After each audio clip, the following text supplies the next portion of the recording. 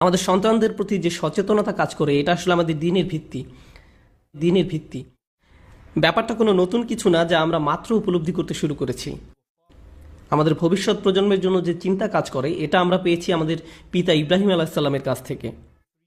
আসলে তারও আগে আমরা যেই সচেতন বাবার কথা জানতে পেরেছি তিনি ছিলেন নূহ আলাহিসাল্লাম। নূহ আলাহিসাল্লাম তার সন্তানদের ব্যাপারে বেশ উদ্বিগ্ন ছিলেন। তিনি আল্লাহ তাআলার কাছে সন্তানদের উদ্ধারের জন্য প্রার্থনা করেছিলেন। তো আমাদেরকে সন্তানদের দ্বীনি বিষয়ে আমাদের সচেতনতা এই ধর্মের বহু পুরাতন ভিত্তি, এই ধর্মের একটি মৌলিক অংশ। আর আল্লাহ আজ্জা ওয়া জাল্লা আমাদের একটা বিষয় শিখাতে চেয়েছেন। আমাদের বেশ কয়েকবার এমন নবীদের ব্যাপারে জানিয়েছেন যাদের নিজ সন্তানদের মধ্যে সমস্যা ছিল। অনেকবার ইব্রাহিম আলাইহিসসালামকে আল্লাহ অত্যন্ত নেককার দুজন সন্তান দিয়েছিলেন। তাকে দিয়েছিলেন ইসমাইল এবং ইসহাক। তিনি দুজন অপূর্ব সন্তান পেয়েছিলেন, কিন্তু নূহ আলাইহিসসালাম তেমন পাননি। ইয়াকুব আলাইহিসসালাম কয়েকজন অনুগত সন্তান, আবার কয়েকজন সমস্যা